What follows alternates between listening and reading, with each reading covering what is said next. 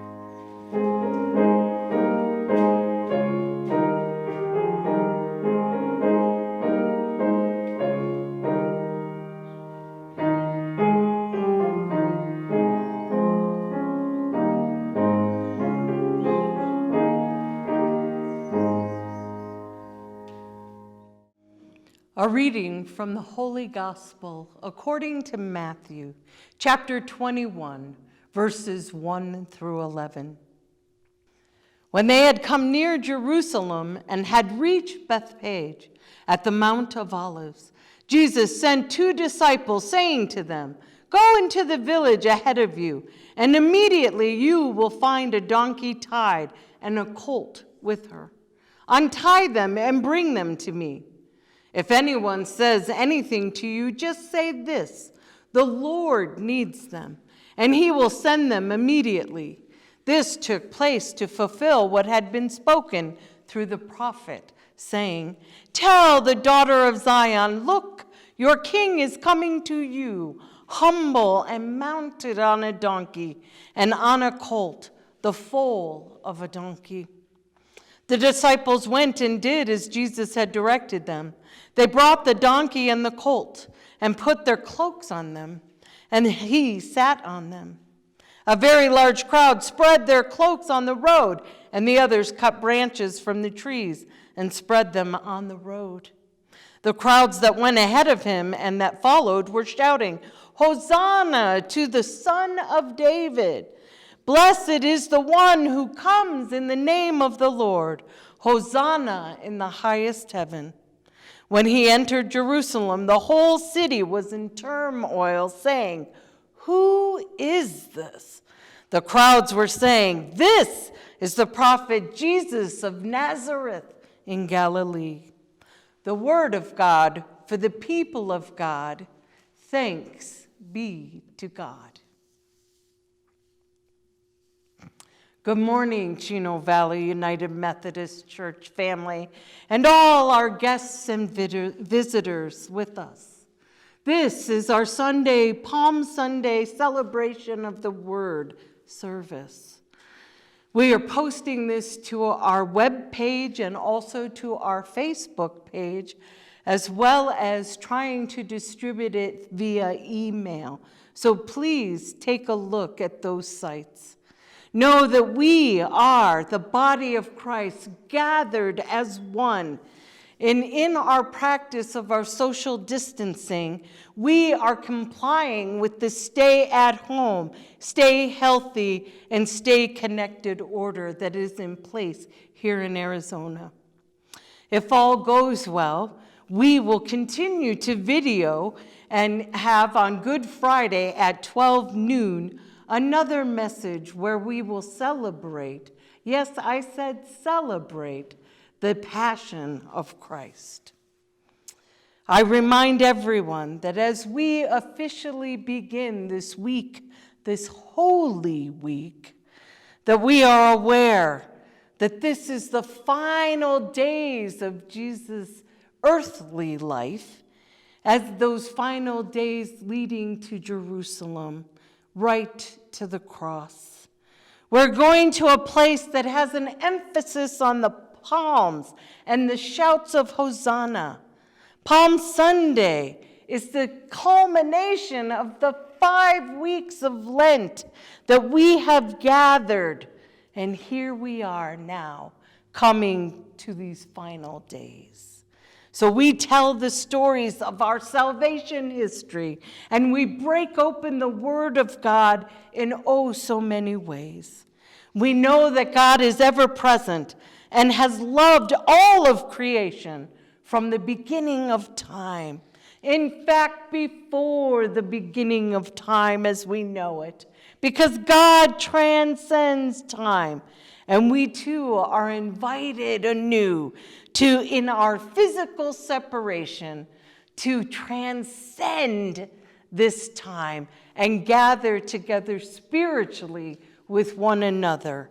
And this time, in all the ways and means that we have of communicating, please, I invite you and encourage you to share a telephone call, write a note or a card, send emails, connect with one another, church. For we are the body of Christ, and we still have a mission of service to provide. Call your neighbors, check in on your loved ones, but more importantly, hold in fervent prayer all the world and all the needs of the world. Throughout church history, the question has been raised regarding the crowd of people who gathered in that palm procession on that first Palm Sunday. And we think about who was Jesus as king at the beginning of the week. How is it that someone who rode in with those shouts of Hosanna then end in crucifixion in less than a week's time? So we ask ourselves, who is this? And as the crowds were asking, who is this? We had the religious authorities asking, when will this be over? I think we can relate to these questions in this time and place. Palm Sunday answers the crowd's question, however, by declaring that Jesus is worthy of praise and worship. He truly is the King of Kings, the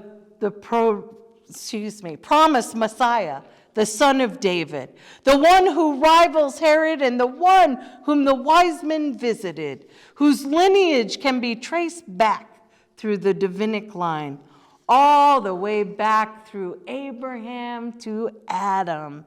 Jesus is worthy of the grand entrance and of being the object of exaltation and glorification. But with those shouts of Hosanna, with those professions of faith that says the Holy of the Holy, we recognize that that's not how Jesus entered into this procession.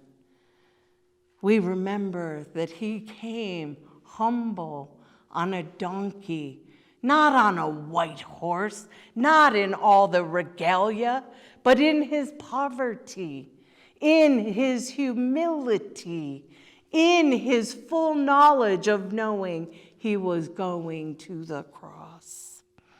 Oh, but church, I want us to be reminded of what it must have been like in that holiest of cities in the beginning of this procession. Can you imagine and remember a time when you gathered for some great, enormous event and how the crowd felt when they began to sing a song or when they began a chant? What was that like? Maybe it was a tremendous parade, or maybe it was at a theme park. I don't know, but I am sure that we all have those memories of gathering. So people were filled in the narrow streets of Jerusalem, and they could smell the aroma of lamb roasting on the spit. They could smell the baked matzah being baked. Oh my goodness. Think about kids running around in the chaos. And add to that now the sound of bleating goats and animals, the sounds of birds chirping. Oh, it was magnificent, but it was also chaos. It was a time when people were excited, and it was also a time when people were fearful of losing one another in these great crowds. So we ask ourselves, as Jesus is riding in, and he's known by so many, oh, this preacher, teacher, healer, this man who had already raised Lazarus from the death, comes now, enters the city, enters into the temple gates. Oh, and the crowd wanted this man to see him in action. They wanted to see his healings. They wanted to be sure that if they were going to say, yes, we believe, that they wanted to see it first. Hosanna, Son of David, the King of Kings. Hosanna in the highest.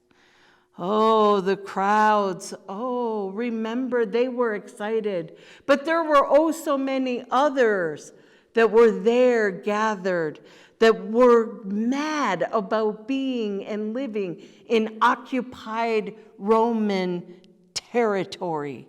They were mad that they had to worship Caesar, that they were forced sometimes to eat pork. Oh, they almost hated the Romans as much as they discarded the Samaritans. But on that Passover day, when Jesus came riding into town, political chaos broke out because Herod was so concerned about Jesus being named a king. Wait a second. And so we hear the people in their loud hosannas sharing their beliefs. But we hear others who are calling all of that into question. Not unlike what we're going through in this pandemic. Some of us so paralyzed by fear. Others taking necessary precautions, and still others putting themselves in harm's way on behalf of others, serving others, because God has called them to. Who is this Jesus? What is Jesus asking of us? How is Jesus calling you to enter into this Holy Week? Oh, it's so strange and so different. I'm so aware of that. I don't like being videotaped. Let's be honest. But this is how I've been called to share with you, church, the Word of God that is ever present in our lives. And so, as we come to this week, this celebration, as I said, of salvation history, I leave you with this question that was posed by Dr. Paul W. Chilcote of the Florida Annual Conference. What within each of us must change for the good of all? Please ponder the implications of this question as it applies to the pandemic, as it applies to your family life, your life with your neighbors and those co-workers. Oh, church, what is it that must change?